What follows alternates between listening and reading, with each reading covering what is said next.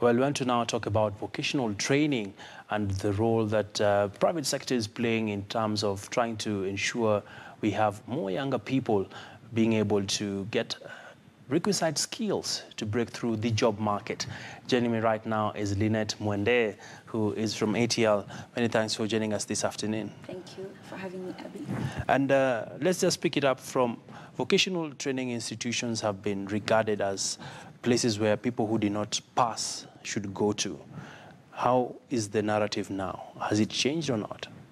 I think the narrative has not really changed much, but through the TVET project that AVIC has established in Kenya, through the Ministry of Education, we've seen more students joining technical training institutions because there is more demand for the technical skills in various industries. So I believe the youth have also seen that the skills that are needed in the market right now, you can only be able to get them through TVET. Mm-hmm. Yes. And TVETs have been deemed to be ill-equipped in terms of having the modern technology. Even the curriculums are yet to be reworked and revised to suit the current market demands. Where are we in terms of rejigging these all-important issues? You're right. For a long time, the TVETs were very ill-equipped. But right now, with the phase 2 that is ongoing through the Ministry of Education and our TVET partnership, we've been able to bring state-of-the-art equipment. So what we do is supply, we install, and we commission this equipment. And what we did in phase 1, which was in 2010 to 2013, we only equipped in electrical, mechanical, rapid prototyping. Mm-hmm. But after conducting a market survey, we realized we need to add, even welding, automotive. We even have now the agriculture machinery. So we are raising the standard, and we are actually raising up to the bar, mm-hmm, so that we can be able to equip these TVETs with what is out there. Mm-hmm. And I believe right now, if you go to Technical University of Kenya, you will see a very huge workshop, state-of-the-art equipment, and something that most Kenyans actually do not know, mm-hmm, is that right now TVETs are actually up to the standard. All right. Yes. Of course, they also did get some funding in the budget for the 2016-2017. Well, let's move this conversation, mm-hmm, forward, Lynette. Right now, unemployment is still a challenge for Kenya. We're talking about 40% of young people not employed. What impact can TVETs play in ensuring that there's that proportion of the society that perhaps never secured marks to take them to university, mm-hmm, and they would like to exit from this unemployment cycle? What will the role be of TVETs? I think there's a huge role for TVET to play, especially when we're looking at our Vision 2030 blueprint.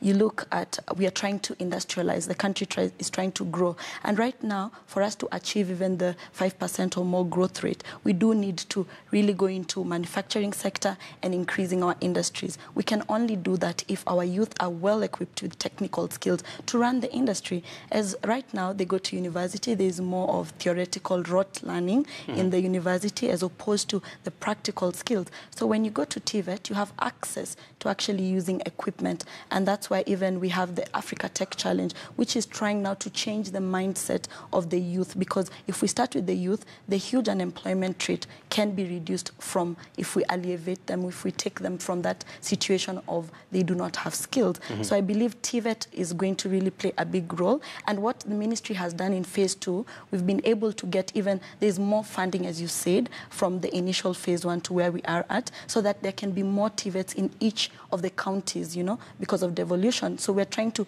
create or increase the access to TVET, which was not there before. So I think where we can start is also start the change of mindset. Let's look at how can we achieve Vision 2030.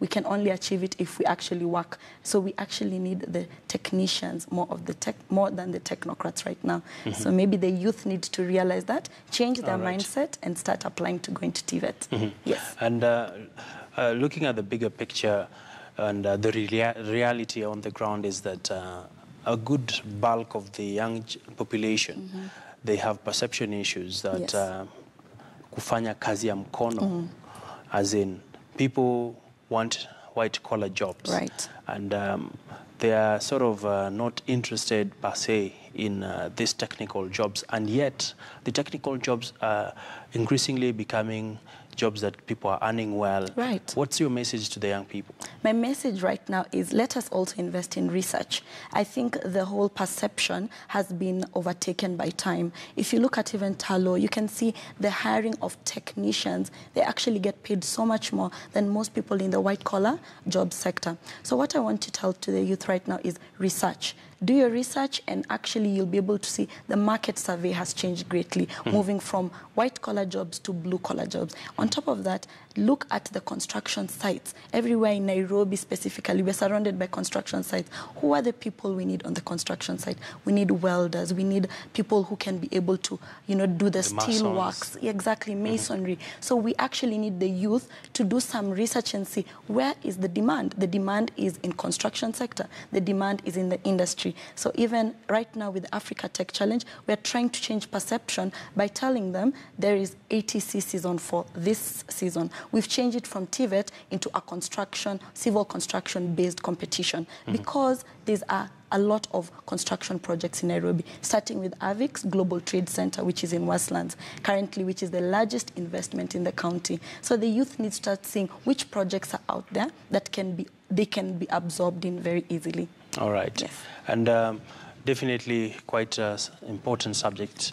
And many thanks there, Lynette Mwende, who is a program officer at AVIC.